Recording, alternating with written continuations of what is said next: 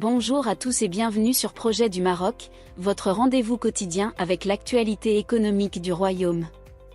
Aujourd'hui le 16 juillet 2024, nous avons des nouvelles passionnantes à vous partager.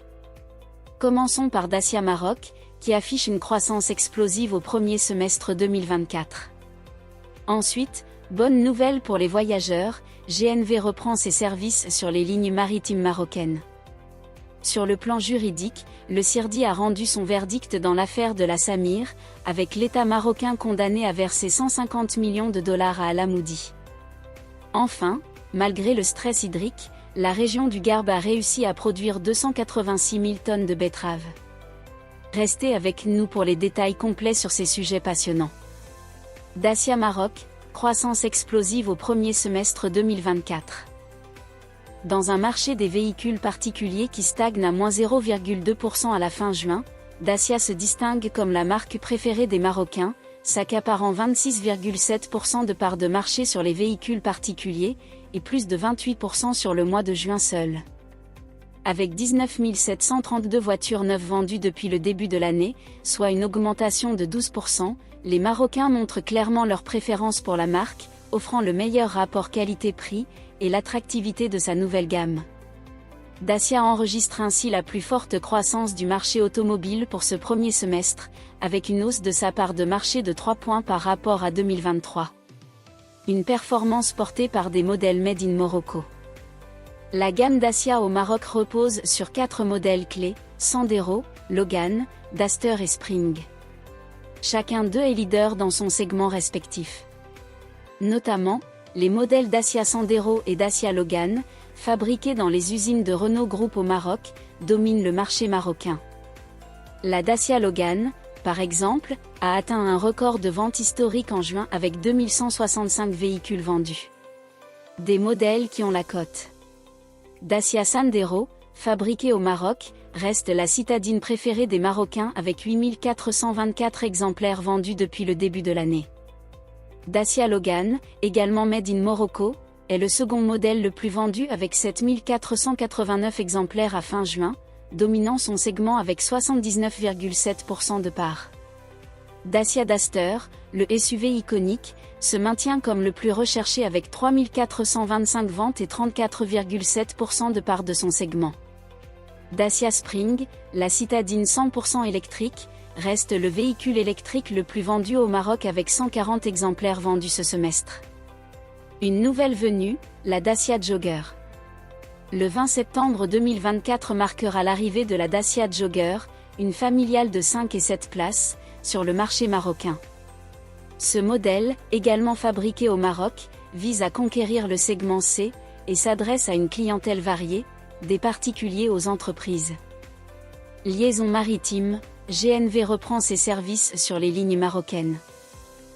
La compagnie maritime italienne GNV a récemment annoncé la reprise normale de ses services sur les lignes marocaines, après avoir résolu les problèmes techniques survenus au cours des dernières semaines.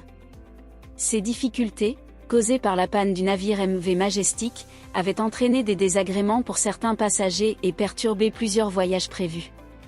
Selon un communiqué de GNV, depuis le début du mois de juin, la compagnie a effectué plus de 650 voyages, avec un taux de ponctualité impressionnant de 95%, et un retard moyen inférieur à 10 minutes.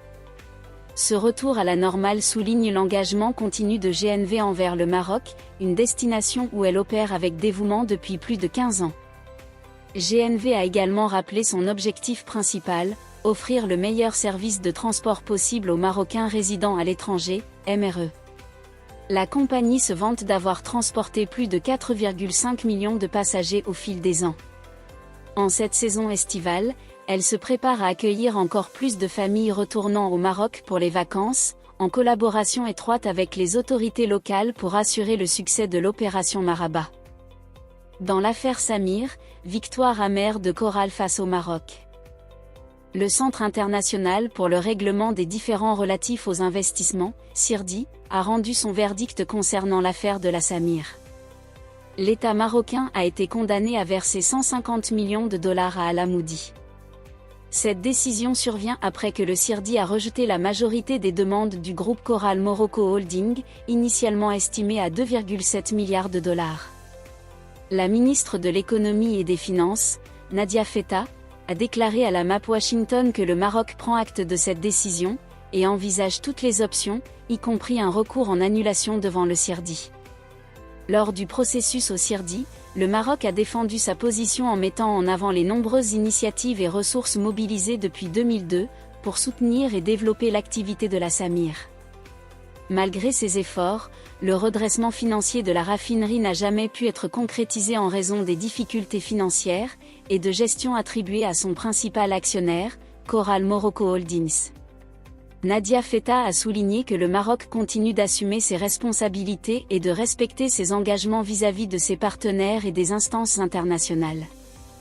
Elle a également affirmé que le Royaume est convaincu d'avoir honoré l'ensemble de ses engagements contractuels et qu'il a toujours considéré la raffinerie de Mohammedia comme un actif stratégique. À cet égard, un nouveau projet est à l'étude pour revitaliser le site de la Samir. En outre, le Maroc se positionne comme un environnement sécurisant pour les investisseurs, offrant des opportunités économiques au carrefour de marchés à fort potentiel.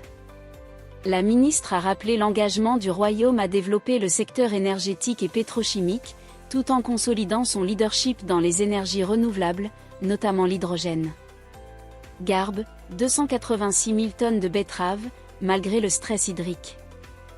La Direction régionale de l'agriculture, DRA, de Rabat Salé Kenitra a annoncé un rendement exceptionnel pour la campagne betteravière de cette année dans la région du Garbe. Malgré un stress hydrique sévère, dû à des précipitations insuffisantes et des réserves de barrages limitées, la production de betteraves à sucre a atteint 286 000 tonnes. Cela représente une hausse notable par rapport à la campagne précédente. Le rendement moyen de la production, réalisé sur une superficie récoltée de 5100 hectares, s'élève à 56 tonnes par hectare, contre 51,5 tonnes par hectare l'année dernière. Cette augmentation de 8,7% est particulièrement remarquable compte tenu des conditions climatiques défavorables. Un fait marquant de cette campagne est le pic de rendement atteint, dans une parcelle conduite en goutte à Souk El Arba, qui a enregistré un rendement impressionnant de 102 tonnes par hectare. Ce succès est le résultat des efforts concertés des agriculteurs et du soutien technique offert par le Comité technique régional du sucre. Pour soutenir les agriculteurs et améliorer leurs revenus, l'État a augmenté le prix de la tonne de betterave sucrière de 90 dirhams en 2024, après une augmentation similaire en 2023. Ainsi, en 2 ans, le prix a augmenté de 160 dirhams par tonne, offrant une bouffée d'air frais aux producteurs. De plus, dans le cadre du programme de réduction de l'impact du déficit pluviométrique, l'État a également soutenu les prix des engrais, aidant ainsi à atténuer les effets de la hausse des prix sur le marché. Cette initiative a été cruciale pour permettre aux agriculteurs de maintenir et même d'améliorer leur rendement malgré les défis. Merci d'avoir suivi cette édition de Projet du Maroc. N'oubliez pas de vous abonner, de liker et de partager cette vidéo pour ne rien manquer de l'actualité économique marocaine.